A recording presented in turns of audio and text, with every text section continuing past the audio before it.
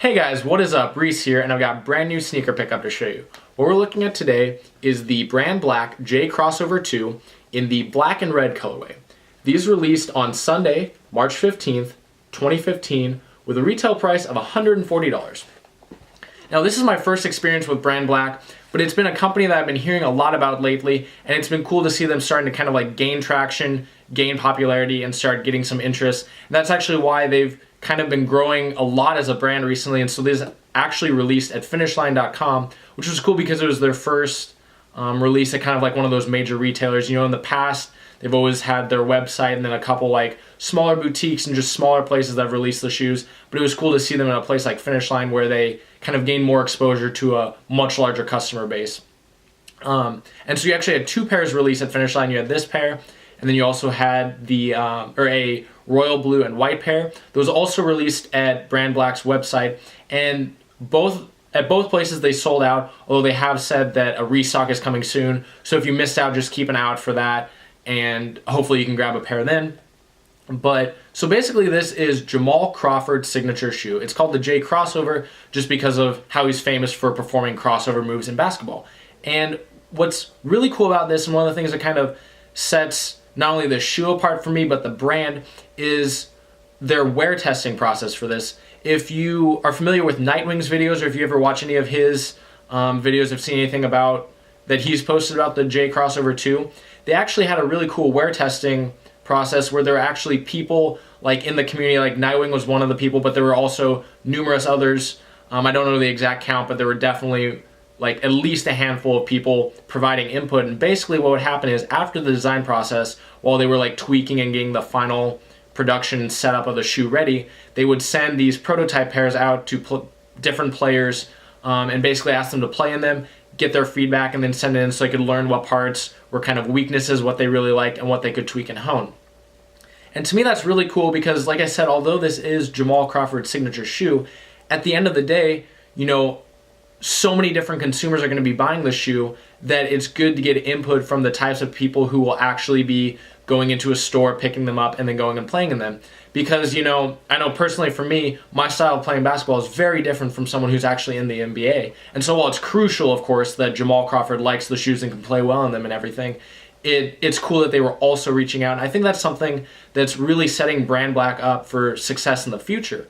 Because, you know, when you're a smaller brand, when you're a brand people haven't heard of, you're kind of fighting an uphill battle. You know, it's hard.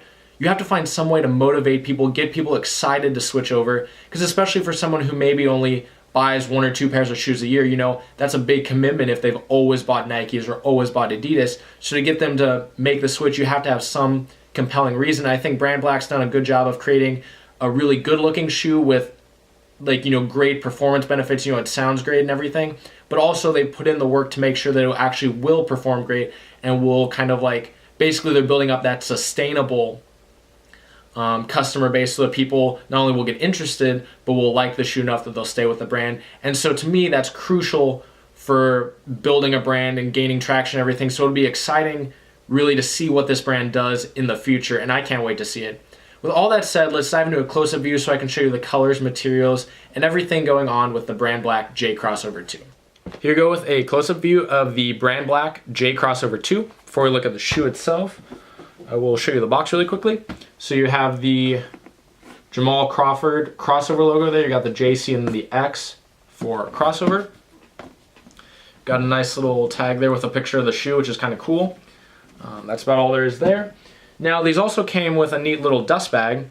You can see it says, like in glossy material, it says BrandBlack on top. It's all black with black branding. These actually feature two separate sections, so you can put each shoe in a different half of the bag, which is just a nice, neat branding touch.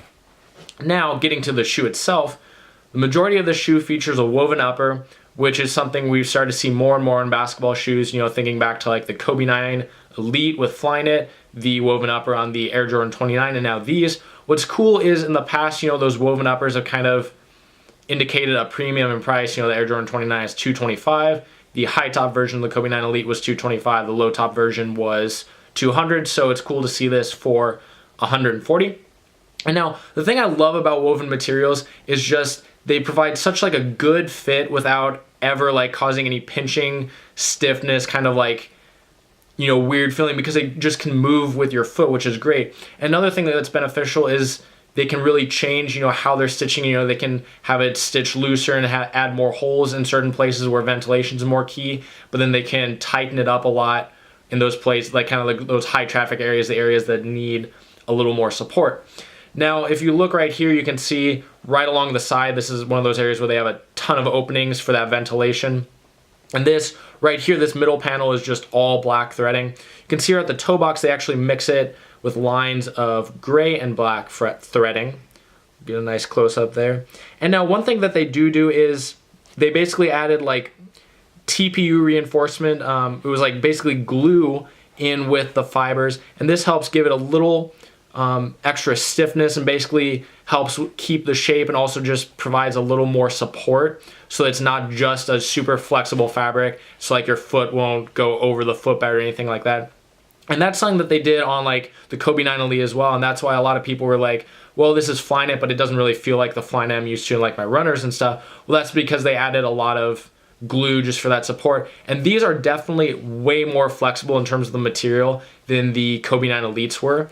It'll be interesting to see if that works out in the long term, but it definitely will provide a nice woven feeling without too much restriction because of that process. Now, the one thing to remember about woven materials for an upper is they definitely will be less durable than, like a synthetic or a leather or something, just because it's easier to wear through something like this. So just keep that in mind when you're thinking about purchasing this shoe. If you're gonna be just putting a lot of wear on them for a long time, you probably will run into issues, although I don't think it's a huge concern, just something to note. You've got this little red piece down here at the bottom of the tongue, and you've got the Roman numerals 2 for since the J crossover 2. You've got black laces on a black tongue, and right up here you can see you've got that Jamal Crawford crossover logo. Up here at the top of the tongue, you can see there's kind of like a little diamond pattern, kind of like what we see back here. We'll get to that in a minute. But then you also have, in red, you have brand right there. And so, as you might have guessed, bam, the other shoe says black. So that's kind of something cool, a neat way to add branding. Now, taking a look back here, the heel of the shoe features a nice synthetic leather material, and you can see it's got this diamond pattern. This is something we've seen on the Mellow M11, the Kyrie 1, and this is kind of like a take from high fashion. It's something that just adds style. The shoe doesn't necessarily add any performance benefits, but it does look cool and it is well executed. You've got that both on the lateral and medial side. Back here you can see this little tab running along here. You've got the Jamal Crawford logo on both ends, and it says BrandBlack down the middle. Just a little bit of black mesh right here up around the heel. You can see the inside of the tongue is blue. Just got a little tag there. And then the insole of the shoe is red and blue. And I'll show you what that looks like quickly. What's cool is this is actually like a really dense foam. And this is actually something that will kind of mold your feet the more you wear them. So actually you'll get a little bit of extra comfort the longer you've been wearing them. So now when we're talking about comfort and everything, these feature what BrandBlack calls Jetlon. It's their foam cushioning. It's full length cushioning. And from what I've heard, and I've never played in or even worn the original J crossover, but basically they've kind of changed the rubber content a little bit. So it's a higher rubber content, which means it's softer and bouncier, but that also means you could run into issues like where it compresses so much you're kind of losing stability, which is why back here they add what they call their force vector plate. That's right here. Then it comes down here. It's just like a plastic plate. They've got this both on the lateral and the medial side, and basically that just helps with stability so it never compresses too much that you start to wobble or anything like that. You have more Jetlon here at the heel. You've got the BrandBlack logo right there in like an iridescent makeup. Looks really, really sharp.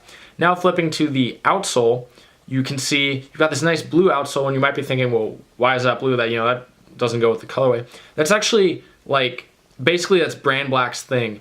You can think of it kind of like there is a brand of like high-end heels for women. It's Christian Louboutin, and those all feature red bottoms. That's just kind of something that's become iconic with the brand. Those red bottoms are Louboutins, and in the same way, that's kind of what BrandBlack's going for with this blue bottom. Right here in the middle, you've got this TPU shank. And also, I forgot to mention, but these also do feature a TPU heel counter back here just for added stability, especially side to side. The traction pattern itself is kind of interesting. It's definitely a non-traditional traction pattern. You can see up the middle, you've just got lines straight across, which help with traction, just, you know, like forward and backward and everything. And then you've got these angled pieces on the sides here and here, which help with kind of like that side to side or lateral traction. So with all that said, I think this is a really cool shoe. It's exciting. Like I said, the way that they went about developing this, I think it's going to prove in the long run to help them make a shoe that people will really not only like look at and be like, wow, that looks cool, but actually will stand the test of time in terms of performance and the way it actually plays on court. So I'm really excited by this brand. I can't wait, like I said, to see what they do in the future. Definitely in the comments below, let me know what you think of BrandBlack. Let me know what you think of this shoe.